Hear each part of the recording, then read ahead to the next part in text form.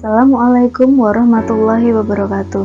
Pada kesempatan ini kita akan membahas tentang periodontal aspect in prostodontic therapy.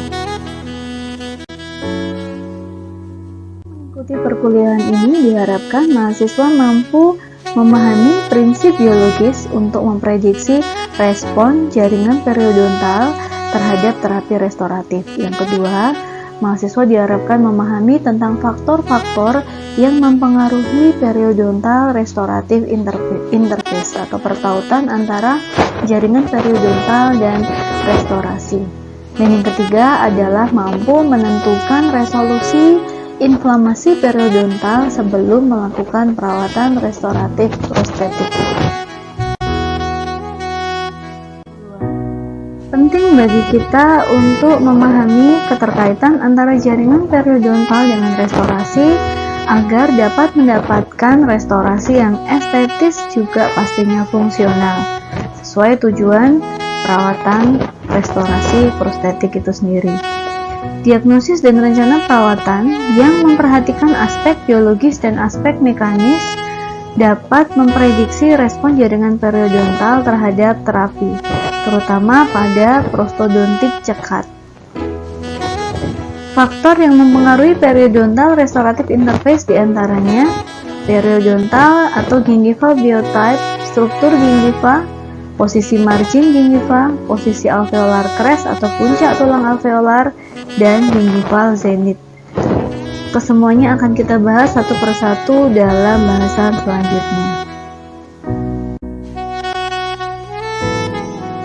Gingival biotype berkaitan dengan faktor estetik, yaitu pada pertautan antara jaringan periodontal dan restorasi.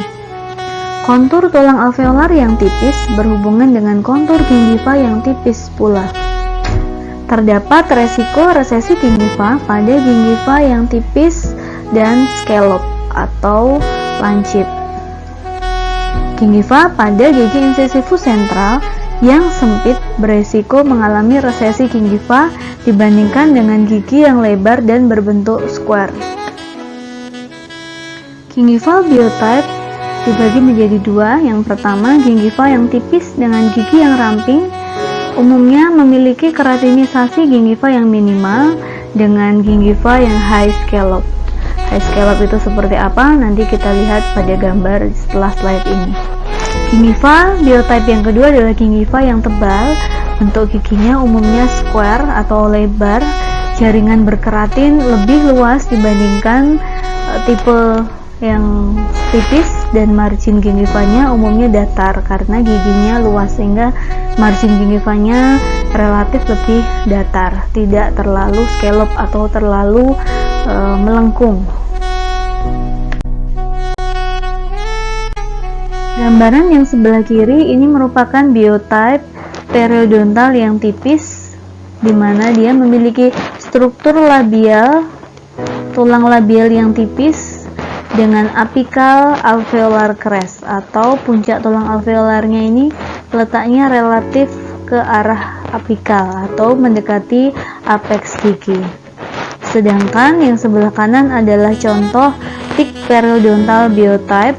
Ini kalau kita bandingkan, tulang pada bagian labialnya relatif lebih tebal dibandingkan sisi kiri, dengan alveolar crest yang letaknya lebih ke arah koronal atau lebih tinggi dibandingkan sisi yang kiri. Ini yang thin biotype, ini yang thick biotype. Pada gambaran klinis juga bisa kita amati bahwa di sini alveolar crest di sisi mid facial atau di pertengahan facial ini terletak ke arah apikal, sedangkan ini relatif terletak ke arah koronal atau mendekati area koronal. Gingival biotype dapat diketahui dengan cara melakukan visualisasi menggunakan periodontal probe. Untuk yang thin type adalah sisi yang kiri. Ketika kita masukkan probe ke margin gingiva, akan terdapat bagian probe yang tampak bisa kita lihat dari luar. Ini adalah untuk yang tipe thin type, ini kelihatan ya dari luar untuk probe-nya. Sedangkan Ketika kita masukkan, kita tidak bisa mengamati probe yang masuk ke dalam sulcus gingiva. Ini adalah yang tipe thick type. Pasien dengan thin type gingival, jika ingin dilakukan implan, pemasangan implan, sebaiknya dilakukan augmentasi atau penambahan tulang tambahan agar estetisnya lebih memuaskan, supaya memberikan ketebalan pada tulang kortikal sebelah labial. Sedangkan posisi margin gingiva itu juga akan menentukan aspek estetis dalam perawatan restoratif prostetik. Konfigurasi gingiva dapat dibagi menjadi dua, yaitu yang strong dan yang soft. Tipe yang strong itu margin gingiva pada gigi incisivus sentral, lateral, dan caninus berada pada satu garis.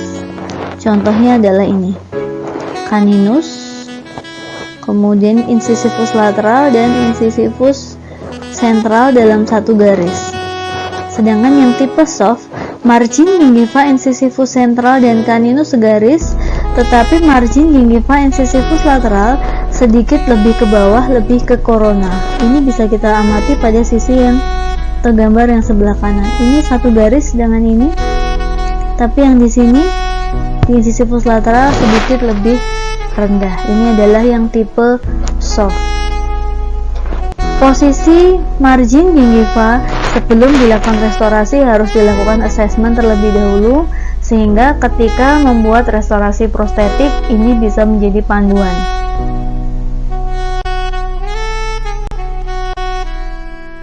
Berikut ini adalah gambaran posisi ideal dari gingival margin. Posisi idealnya, margin gingiva pada incisivus centralis dan caninus itu terletak segaris pada rahang atas. Kemudian gingiva pada incisivus lateralis dapat segaris juga sampai dengan 0,5 atau 1 mm lebih inferior atau lebih ke arah korona dibandingkan garis pada gigi incisivus sentral dan caninus. Contohnya adalah ini. Ya, ini contohnya adalah segaris. Ya. Kemudian ini sedikit lebih rendah. Ya.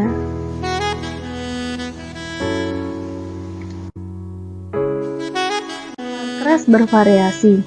Ini adalah contoh klasifikasi berdasarkan jarak antara interproximal bony crest atau puncak tulang alveolar yang terletak di interproximal dengan buccal crest pada titik midfacial seperti kami tunjukkan pada gambar sebelumnya.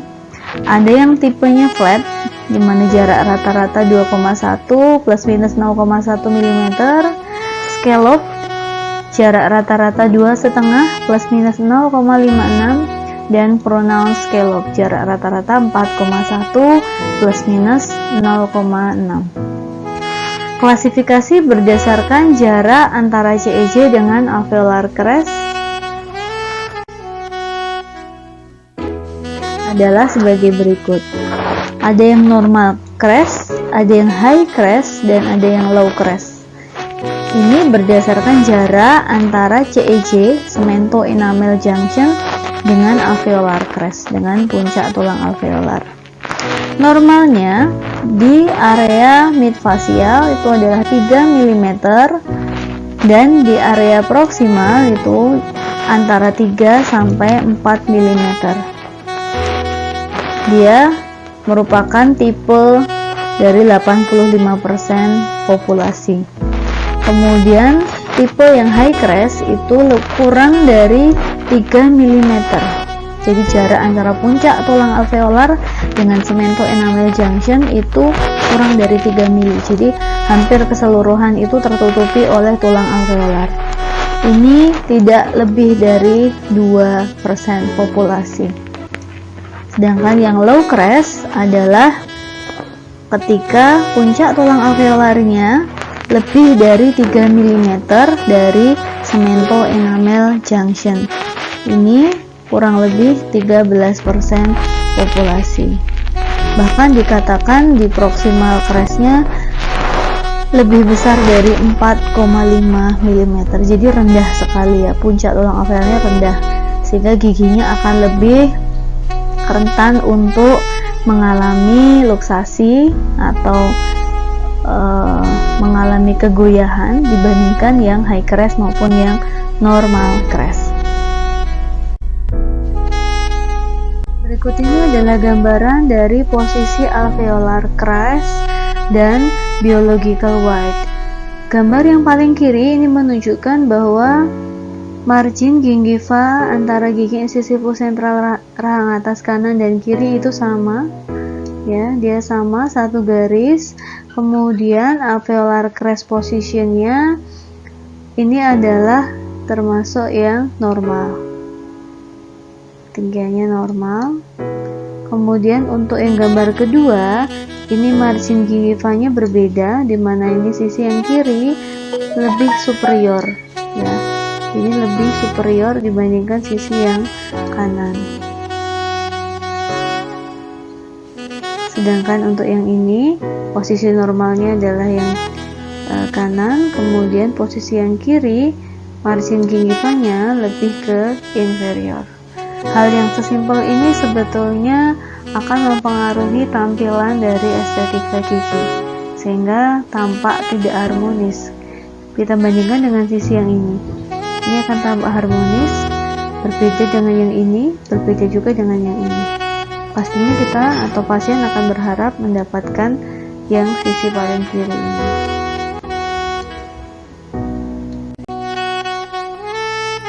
Zenith merupakan aspek yang penting dalam estetika karena memberikan ilusi penglihatan terhadap aksis gigi. Gingival zenith terletak lebih ke distal dari aksis gigi pada incisifus sentral dan caninus rahang atas. Sedangkan pada gigi incisifus lateral, gingival zenith memiliki ketinggian gingiva yang simetris dan terletak tepat di bagian tengah. Namun di gigi incisifus lateral paling banyak terdapat variasi posisi gingival zenith, kurang lebih jaraknya 0,4 mm dibandingkan dengan aksis gigi.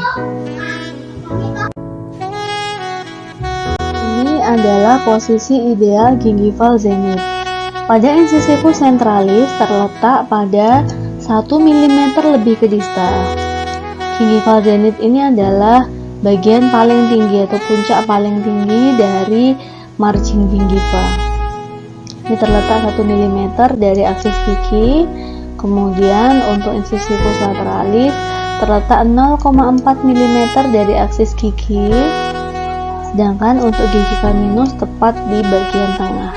Jadi puncak dari margin gingivanya terletak tepat di tengah aksis gigi atau 0 mm pergeserannya.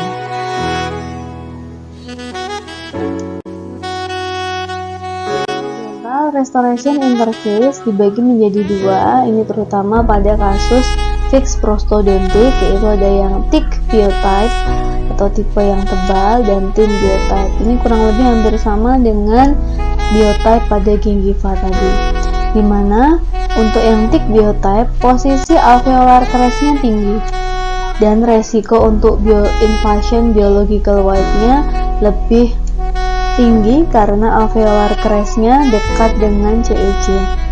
Untuk yang thin biotype, alveolar crestnya rendah atau menjauhi area serviks. Resiko resesi gingiva karena alveolar crest terletak lebih apikal dari CEJ.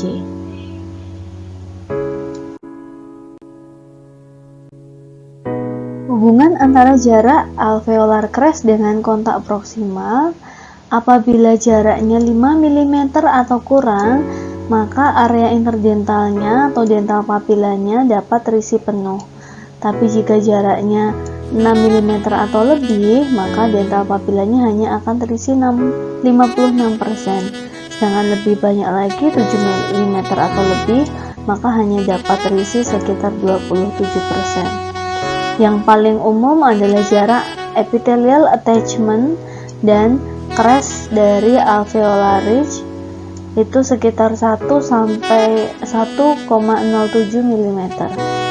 Kombinasi antara perlekatan epitel dan jaringan lunak disebut dengan biological white.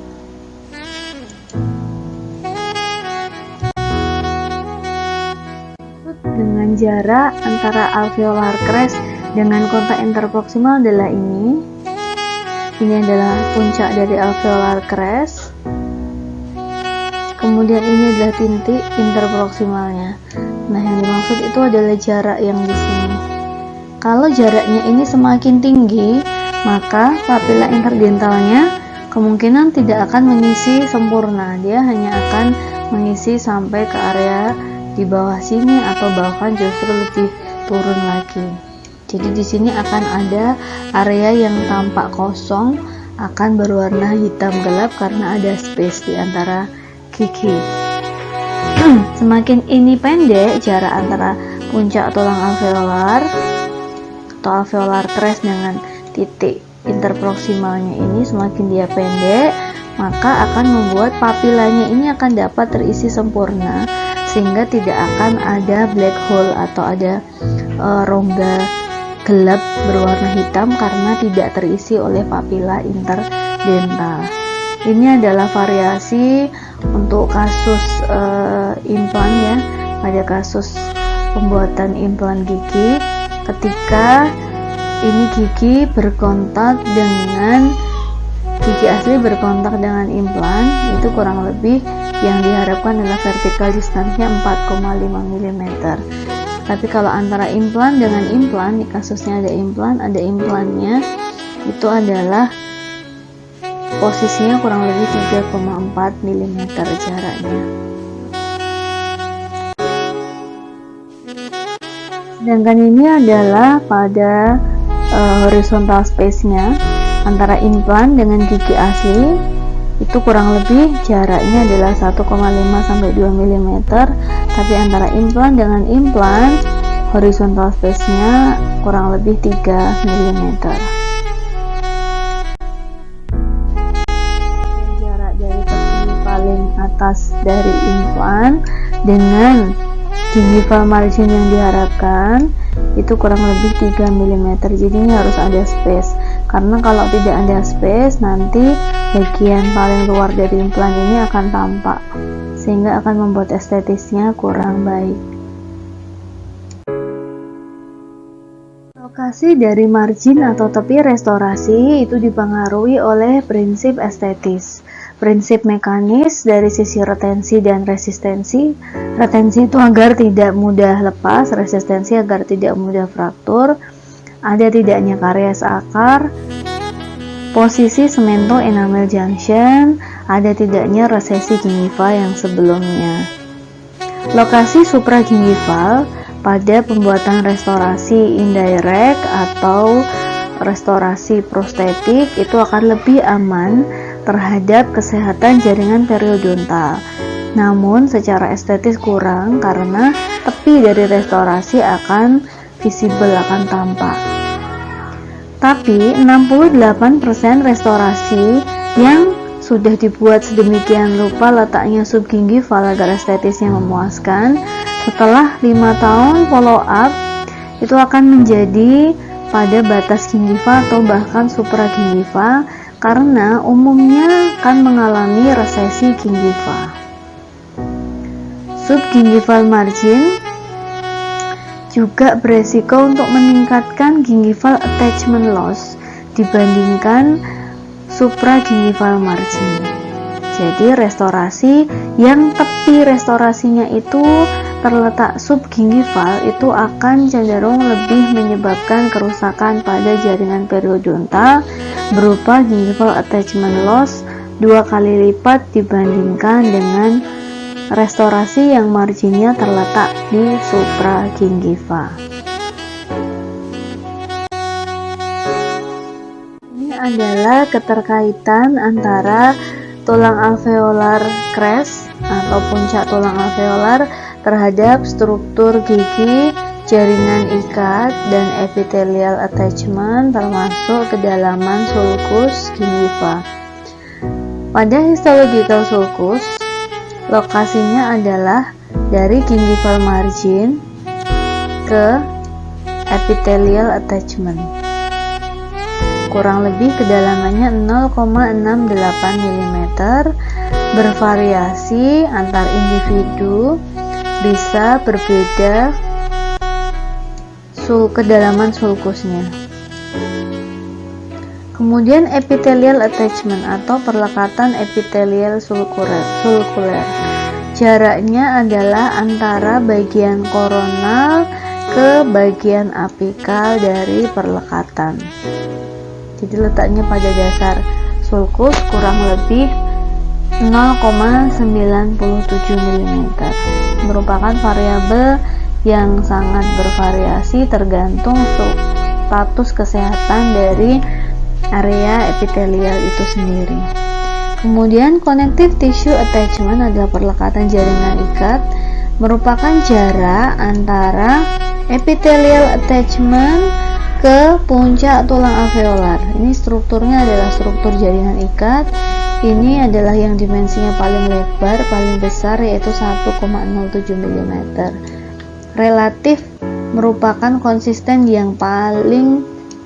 komponen yang paling konsisten, karena terdiri atas struktur jaringan ikat.